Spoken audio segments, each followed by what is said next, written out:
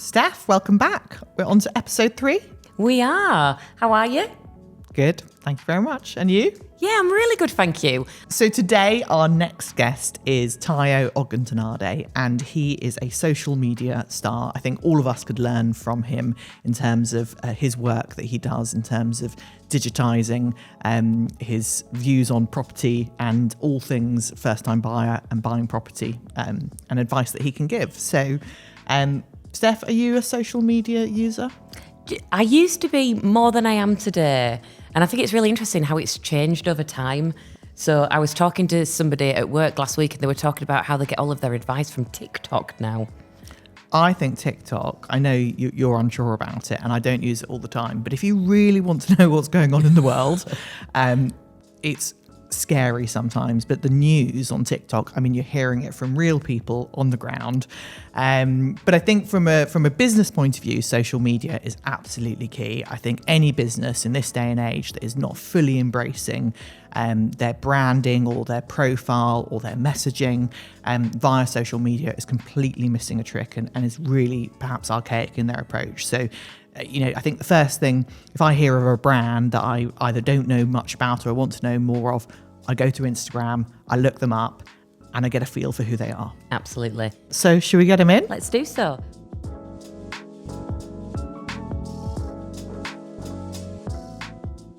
Welcome, Tayo. So you are a TV presenter, ex-mortgage broker for Countrywide, which is actually part of our group, and social content creator, digital social media superstar, from what I understand. So is that a good enough intro for you? You've done brilliantly.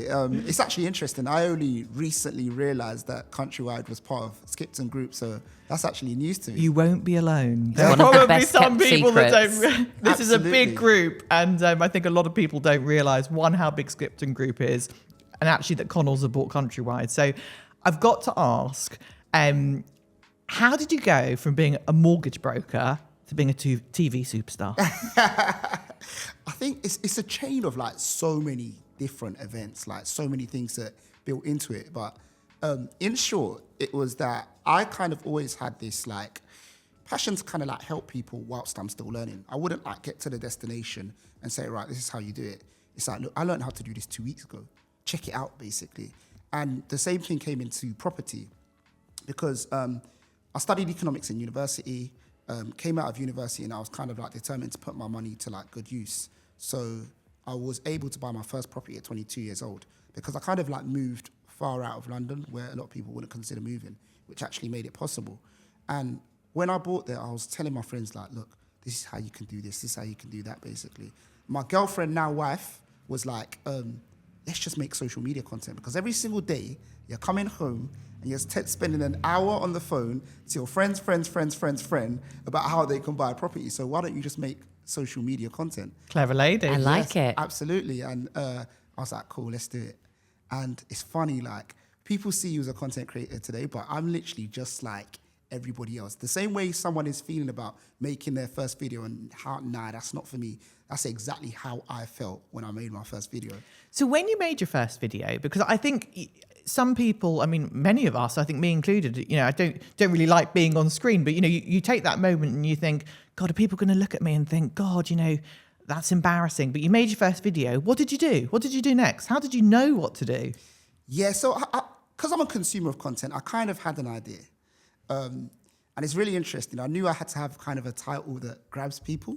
And at the time, my wife and I, when we first started making the content, had bought 4 houses in 4 years, basically. So the first video was 4 houses in 4 years, yeah? And we thought that that's going to draw people into the video. But I think at the back of my head, one thing that I'm very big on is purpose. And it's kind of like, no matter what people think about me, no matter what how I look in the video, no matter how I sound in the video, because I was still at the stage where I don't even like the sound of my recorded voice, right? I know how that goes. That is one thing, isn't it? When you hear yourself back and you're like, oh my God, is that me? Honestly. But I was like, do you know what? It's all about purpose. Like, this video is actually going to help people make home ownership a reality for them, basically, or give them an insight into things they didn't know. So it was me taking that kind of knowledge that I had as being a mortgage broker kind of putting it into a video and letting people watch it. And I remember the first ever time I posted the video. I posted it on YouTube, then I put a link on Twitter because I was really big on Twitter in those times. And I turned my phone upside down and then I went out for a walk. That's how much I didn't like the idea of putting myself out there because it's not something that I typically would do, but I think that there was just so many things that was like, yeah, let's do this basically. So is Instagram your main platform now? Now it is, yeah. And Instagram. then backed up by YouTube, is it? Backed up by YouTube, TikTok, LinkedIn, Facebook, kind of like filters into all of them. But Instagram is kind of like the main place. And what's it like working with your wife? Excellent. See, I couldn't think of anything worse than working with my husband. I say the world is white and he'll be like, no, it's definitely black. So how did that come about and what are the different roles that you both have? So that is kind of the things that make it great. I think that where I've worked in the industry, Antoinette definitely helped the side of making it digestible for the everyday person because she wasn't a property professional. However, she learned by experience through us buying properties together. So that balance kind of ensures that we can make content, but it's really digestible for the everyday person, and that balance comes in effectively. So important because often sort of the language that you use within a certain business, within a property business, it's so normal to us. But if you said it to the sort of normal person on the street, they'll be like, what are you talking about? Absolutely. And you do need someone to bring you back down to ground, Yeah. you know, to go, well, I don't understand. We did some research at Skipton Building Society about 18 months ago with loads of first-time buyers. And we said to them, what are the biggest blockers that you find? And so we expected to see, I don't have a deposit, I can't afford it, bank of mum and dad. But actually one of the top 3 themes were, and the actual words they used were, I'm scared, I don't understand, I don't know where to go. And because I've been in financial services for 20 years, I was like, oh, my God, I didn't expect that. A mortgage is just a mortgage with me. So that ability to go past the jargon and past the words that we use every day must be really difficult. How do you go about doing that? Yeah, absolutely. I think that just to go back to that research that you've done, I'm aware of the research and it was brilliant. And I think that I often describe like a lot of first-time buyers as lost at sea. Like you don't even know where you are in the process. And that's why you don't do anything. People don't give you the time, do they? Yeah, you literally don't have a clue about it. And I think that one thing about content creation, especially when you're an expert in a field, it's always about just bringing it back to as simple terms as possible. It's great for you because you catch a wider audience as well. And people kind of can be drawn onto it because they feel safe, should I say. But breaking down jargon, I think that it's like looking at the message that you want to put across and just thinking, how can I make this as simple as possible? And sometimes that can be breaking down jargon, or sometimes it could be starting with something that's relatable, basically. So it might be that you find that the everyday person simply doesn't know how much they can afford. And it's like, you might start the video with, I found out how much I could afford in this house in 60 seconds. Here's how you can do it too. There you go, you've got content. Now you're just making the rest of it a bit simpler for them to work out. So Tayo, you have a new show or series called Make Your Move, which is a Channel 4 partnership with Skipton Building Society. Yep. Tell us about that. Yeah, amazing show to be involved in. I think it's going to help the viewers so much. So when you go to view a property, as you know, might not be able to spend that much time in it. 5 minutes, 10 minutes, 15 if you're lucky, right? That's always the bit that gets me. I'm like, we're spending a lot of money here and you're giving me about 6.5 minutes before you're getting the evils from so come on! Honestly. So in this new TV show, we take couples with different scenarios. Some are upsides and some are downsizing, some are first-time buyers. And they get to spend 24 hours in a home before making that all-important decision.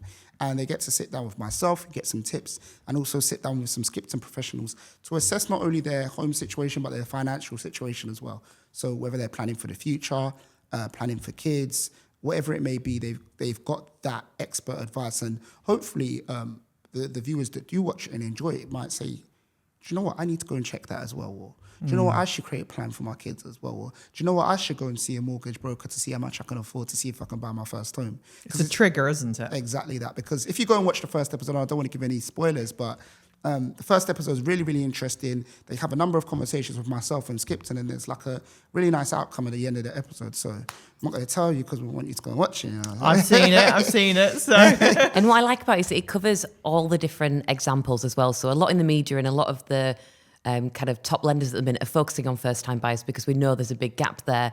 But actually, given what's happened in the financial markets recently, a lot of people are in really big properties who have been used to paying 0% interest rates, who are coming to a point where they can't afford that dream house anymore. And what do you do with that? And especially when the market house prices are slowly starting to decline in certain areas, it's a conundrum of what people do. And I think there's some real life stories to bring it to life. And again, practical hints and tips for people of what they can do and the things that they need to think about. Absolutely. And by the time this episode goes out, all of the series will be live. What were your favourite parts? I love speaking to people. So I think that I was able to meet the people in each episode at different parts of their lives. We had first-time buyers excited about leaving their parents' home and going into their new home. I've experienced that. A couple that was upsizing, that's something that me and my wife want to do now. So just kind of like showing them how that process goes and seeing the similarities in what myself and my wife are going through. And then we had another couple that was downsizing, thinking about retirement, living my dream. Thinking about like downsizing and just retiring basically. So it's really, really good to kind of like get that insight into how we were able to help all of those people. What my favorite episode was out of the three, I think all three. I know that's a cheeky answer, but you really need to go and see all three because they are all really, really good episodes. And you can catch them on Channel 4's YouTube. There's going to be a lot of social content about it as well and a lot of press about it. And I think that for anybody thinking about moving a home or buying a home at any stage, and not necessarily just homes, because we went through a lot of planning for your future, looking at pensions, retirement, investments, and so on and so forth with the Skipton professionals. So anybody that's interested in anything like that, definitely one to go and watch. And I understand you actually came all the way up north a few weeks ago to our head office. How was that? Loved it. I do this annoying thing, right? So when I'm in a taxi, like traveling from the station, and I see, look, there was loads of sheep, right? It wasn't just one. It wasn't just one goat, have to right? mention the sheep. It wasn't just like one goat or like 3 sheep. There was like over 100 of them. So like I like took a video. Like when I told people at Skipton I was taking a video of sheep, they was like, "You Londoners are crazy." But do you know one of our producers today said, "I've never seen a mosquito in London." I was thinking, this is not a clean air city. So I think it's both a north-south, view. Polly, have you ever seen a sheep before? Look, of course, I have, but there was loads. I might be a Londoner. I mean, I live in sort of Kent. So. Honestly, there was loads. Like I've seen like 4 sheep at once, or 5, or maybe even 10. But there was like over 100. Like it was crazy. But yeah, I think you need to get out more, Tayo. Maybe I do. But you know what? I do travel around England quite a bit. But I loved Skipton. Very peaceful. One thing I love, right? It feels like time slows down when you're in places like Skipton. It's not like as sometimes when you're in London all the time, it just feels like it's like go, go, go, go, go, go, go. So it was nice to get up there and had a lovely stay. Loved going to head office and meeting everyone. So another question for you. I mean, this podcast is about sort of career catastrophes or I like to say career-defining moments. Can you tell us about a career-defining moment for you, something that perhaps changed the way you view things or something that shook your world and then changed your direction? I guess one thing was when I graduated from university, I always wanted to work in like an American investment bank. I knew I wanted to go into banking, and I knew I wanted to work in an American investment bank. It wasn't Goldman Sachs, because I heard Goldman Sachs works you extremely like you're doing 2 people's job. So the one for me was JP Morgan, basically. And I worked a number of jobs. I often tell people that like I was changing jobs maybe like once every 12 to 14 months. I had job a new hopper. I was a job hopper. So like out of uni, I worked at Enterprise, went to Santander, went to Countrywide Mortgage Services, went to Deloitte, went to HSBC. After HSBC, finally got into the bank I always wanted to get to, JP Morgan. And I loved it, but at the same time, it was that at that point I was like, do you know what? I'm here now, and not that it wasn't cracked up to what I thought it would be, but it doesn't define me. I think that's the key thing. Like a brand doesn't define me. Like you know your value effectively, and it kind of just let me know that, do you know what? Now that I'm here, I need to start setting some bigger goals. Like I need to actually make myself limitless effectively, and that's when I started thinking about doing social media and things like that. You got the job that you thought you always wanted, and then you get there and you're like, actually, this isn't going to fulfill my dreams. Exactly And that. I think that at that point, you recognize that you've got to do more for you. And that's probably why you've moved jobs a lot, because it wasn't satisfying. Yeah. Something that you probably didn't recognize till a later period. You were like probably thinking, once I get that job, then I'll be done. Yeah. You got the job and you're like, it's just not filling, as fulfilling as perhaps you thought it would be. Yeah, absolutely. I think that a lot of it is learning about yourself as time goes along as well. And I often say to people that even today, like, I'm learning different things about myself. And I think that super important to just find out what is your passion, what is going to give you joy, and what's going to make you feel fulfilled. And what do you think those core drivers are for you? I say helping people is one thing, but if I was to be more specific, and it's something that I'm not doing at this stage, but I would love to do further when I build my business out further, I think I have a passion for creating jobs. The ability to give people an ability to earn income for their family, that gives me joy alone. Like, I feel like I could do that for free. And that's something I often tell younger people as well. Think about what you can do for free. What are you doing anyway? What do you do naturally? What do you do when no one's looking? What can you continue to do when you're not feeling well? That's the kind of work that you ideally want to get into, because it just means that when things aren't going as well, You still love what you do. still love what you do, you're going to be able to power through. It's kind of like if you kind of went into something for money only, when it's not making money, it's like there's no reason for you to be there. And sometimes you had to stick out for another 6 months, but because it wasn't making money in those 6 months, you lose that goal at the end, if that kind of makes sense. So it's kind of like just try and make sure there's an element of what you would do for free, basically. Yeah. Obviously highly employable, despite being a job hopper. I mean, if I'd seen a CV, I'd be like, this person can't hold down a job. Although in the current world, this is more common. It's a bit normal. It's a bit more normal. But I always had a reason anyway. I was like, I just had to. As long as you've got a good chat. Yeah. This is it. So one thing I did find is that if I get to the interview stage, I can normally do all right in the interview. The percentage of chances go up, basically, in the interview. What's your secret weapon? People. Like, sometimes all of it is just people. Being likable, ensuring that you ask the 100%. person questions, people by people, just in any business. 100%. Yeah. And I think that's in any field of work, that if people buy into you, it doesn't matter who's behind you, whether you've got a big, brilliant business or a small business, they're buying into you. And if they trust you and like you, you're sold. And it's really interesting, because I remember I got an interview tip from someone, and they said that, like, if someone's got kids, ask about the kids and just listen to them go off. Ask them, and I didn't have kids at the Just time, don't ask if they're planning on having kids. Yeah. So, and someone like, so if someone's interviewing me and they're like, "Yeah, my son, you got a son? Oh, how old's your son? Oh, they in school now." And they just go off, and it's like, I you think build a that good rapport. employer cares. Yeah, And, absolutely. If it's always a sign to me that if I have teams and they don't know the backgrounds of the people that work for them, you've got to take the time for people. Yeah, It's so definitely. important. Definitely. So we've got a game. We do. Wicked. Love a game. So it's a true or false game. Cool. So is it true that you should always consult a mortgage broker before getting a mortgage? Interesting. I'd say false, because not necessarily always. Always is 100% of the time. 95% of the time, I always say go and see a broker. But I'll give you an example, a real life example for myself. Of the time at a remortgage, I didn't see a broker. And I'm very, very go see a broker. In this situation, I had just gone self-employed. So the self-employed accounts I didn't have 2 years accounts and things like that. So I literally just did a product switch, stayed with the same lender. But even That's exactly the time to do that, because Exactly they're that. just, you're already with them. they don't need to check anything, you just stay with the same lender. But typically, I'd say see a broker, especially for a first-time buyer. Yeah, shop around, see what there is. So next question is a true or false. You can buy a property without a deposit. It's true. It's true. So many people do not know that. Yeah. It was interesting earlier when you talk about purpose. So it would be wrong of me not to mention this, but Skipton's purpose is about helping people have a home, helping them save for life ahead and support long-term financial well-being. And it was part of the research that I mentioned earlier about first-time buyers and some of those blockers that helped us create our track record mortgage proposition.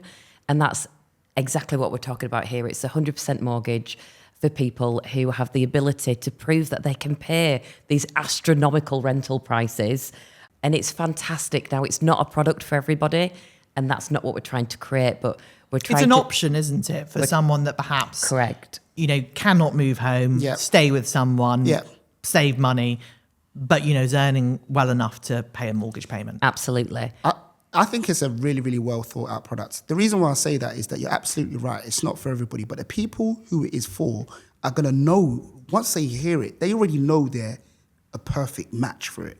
I think that... And it makes sense, and it's simple. Why would you not do it? Exactly. And I think as well, I'm not sure if this is with every lender, but and I'm certainly not giving financial advice, but with many lenders, you can overpay your mortgage by about up to 10% a year without a penalty. And I think that if you're ever in that position, that's a really worthwhile thing to do because, most mortgages you sign up, you're fixed for a period of time. But if you can overpay because you've got a bonus or because, you've made savings elsewhere, you should definitely do that and reduce the term of your mortgage. And people do not realise that. And again, very simple, Google it. Mortgage overpayment calculator, because your interest, you pay more interest at the beginning of your mortgage term. Just simply overpaying by £50 a month can save you thousands of pounds. Brilliant. What's your next question? Next one, sorry, I got a little bit. So, true or false, a survey is a waste of time? False. Tell me more. I think especially for people who... Look, the everyday person that buys a property isn't a property expert. Like, the only people that really don't get surveys is like an investor that needs to move really, really quickly, or they always go around the property with their builder. So, but everybody else should get as much information about what is probably going to be one of the biggest purchases of your life. Get a professional to go around there, and there's different types of surveys that you can get. Gives you advice on the state of nearly every aspect of your home: the insulation, the walls, the roof, the floor, the heating system.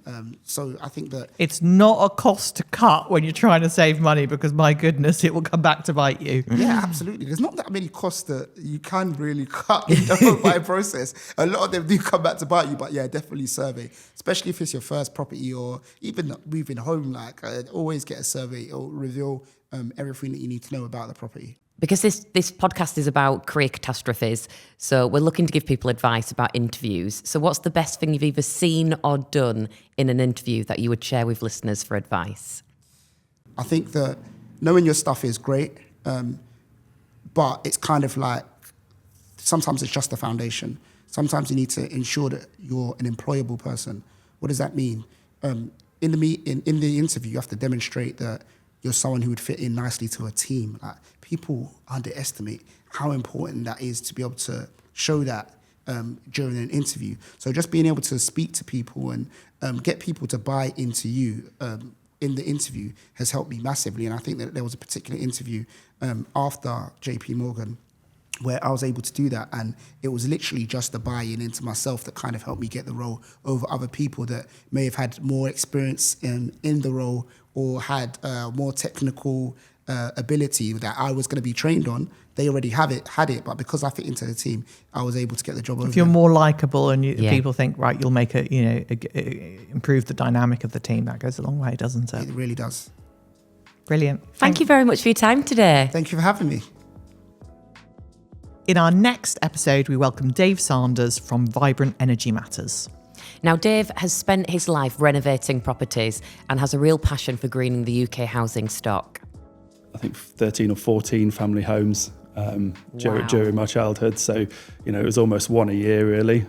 So we'll see you again in a month's time. And don't forget to subscribe to Career Catastrophes, brought to you from the Skipton Group, however you listen to your podcasts. And as always, if you'd like to leave us a review, please do on Apple Podcasts or Spotify.